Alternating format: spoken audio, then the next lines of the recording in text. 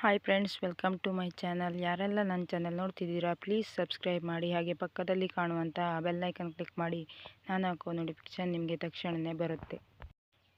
ಉದ್ದ ಬೀನ್ಸ್ ಸಸಿಯನ್ನು ಯಾವ ರೀತಿ ನೆಟ್ಟಿದ್ದೀವಿ ಅಂತ ತೋರಿಸ್ತೀನಿ. ಮೊದಲಿಗೆ ನಾವಿಲ್ಲಿ ಸಣ್ಣ ಸಣ್ಣ ಹೊಂಡ ತೋಡ್ಬಿಟ್ಟು ಬೂದಿ ಹಾಕ್ಕೊಳ್ತಾ ಇದ್ದೀವಿ. ಯಾಕಂದರೆ ಬೀಜ ಹಾಕಿದ ಮೇಲೆ ಇರುವೆ ಅಥವಾ ಗೆದ್ಲು ತಿನ್ನೋ ಸಾಧ್ಯತೆ ಇರುತ್ತೆ. ಹಾಗಾಗಿ ಈ ರೀತಿ ಬೂದಿಯನ್ನು ಹಾಕ್ಕೊಳ್ತೀವಿ. ನೆಕ್ಸ್ಟ್ ಅದ್ರ ಮೇಲೆ ಸಗಣಿ ಹಾಕಿಬಿಟ್ಟು ಸ್ವಲ್ಪ ಮಣ್ಣು ಹಾಕಿ ಅದ್ರ ಮೇಲೆ ಬೀಜ ಇಟ್ಟು ಮತ್ತೆ ಮಣ್ಣು ಮುಚ್ತೀವಿ. ಹೀಗೆ ಮಾಡೋದ್ರಿಂದ ಬೀಜ ಹಾಳಾಗೋದಿಲ್ಲ, ಚೆನ್ನಾಗಿ ಮೊಳಕೆ ಬರುತ್ತೆ.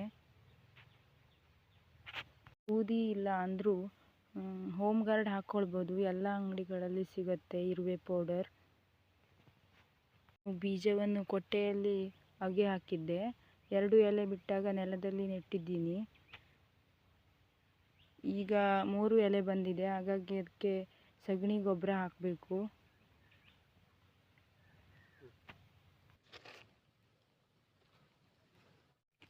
ನೋಡಿ, ಈ ರೀತಿ ಸುತ್ತಲೂ ಬಿಡಿಸ್ಕೊಳ್ಬೇಕು. ಬುಡದಲ್ಲಿ ಸ್ವಲ್ಪ ಮಣ್ಣನ್ನು ಇಟ್ಟು ಈ ರೀತಿ ರಿಂಗ್ ಆಕಾರದಲ್ಲಿ ಸುತ್ತಲೂ ಬಿಡಿಸ್ಕೊಳ್ಬೇಕು.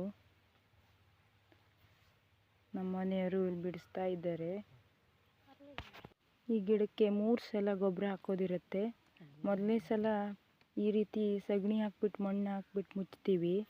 2ನೇ ಸಲ ಸೊಪ್ಪು ಕೊಚ್ಚಿಬಿಟ್ಟು ಅದ್ರ ಮೇಲೆ ಸಗಣಿ ಹಾಕಿ ಮಣ್ಣು ಹಾಕಿ ಮುಚ್ತೀವಿ. 3ನೇ ಸಲನೂ ಹಾಗೆ ಸೊಪ್ಪು ಹಾಕ್ಬಿಟ್ಟು ಸಗಣಿ ಹಾಕ್ಬಿಟ್ಟು ಮಣ್ಣನ್ನು ಮುಚ್ತೀವಿ. ಯಾವಾಗಲೂ ತೋರಿಸ್ತೀನಿ ಯಾವ ರೀತಿ ಸೊಪ್ಪು ಹಾಕ್ಬಿಟ್ಟು ಸಗಣಿ ಹಾಕ್ಬಿಟ್ಟು ಮುಚ್ತೀವಿ ಅಂತ. ಬುಡದ ಹತ್ರ ಸಗಣಿ ಹಾಕಬಾರ್ದು, ದೂರ ದೂರ ಹಾಕಬೇಕು. ಬುಡಕ್ಕೆ ತಾಗಿದ್ರೆ ಕೊಳೆಯೋ ಸಾಧ್ಯತೆ ಇರುತ್ತೆ.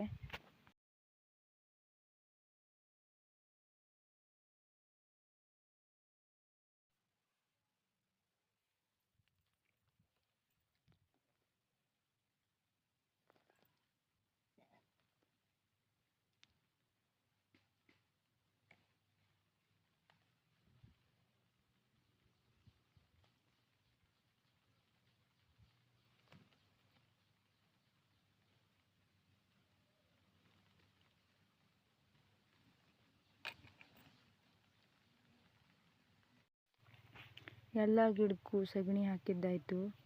ಇವಾಗ ಮಣ್ಣನ್ನು ಮುಚ್ಕೊಳ್ತಾ ಬರ್ತಾ ಇದ್ದಾರೆ. ಈ ರೀತಿ ಮಣ್ಣನ್ನು ಮುಚ್ಚಿಬಿಟ್ಟು ಸೈಡಲ್ಲಿ ನೀರು ನಿಲ್ಲದ ಹಾಗೆ ಬಿಡಿಸ್ಕೊಳ್ತಾ ಬರಬೇಕು. ಇದೇ ರೀತಿ ಮಾಡಬೇಕು, ಮಣ್ಣನ್ನು ಮುಚ್ಚಿಕೊಳ್ಬೇಕು.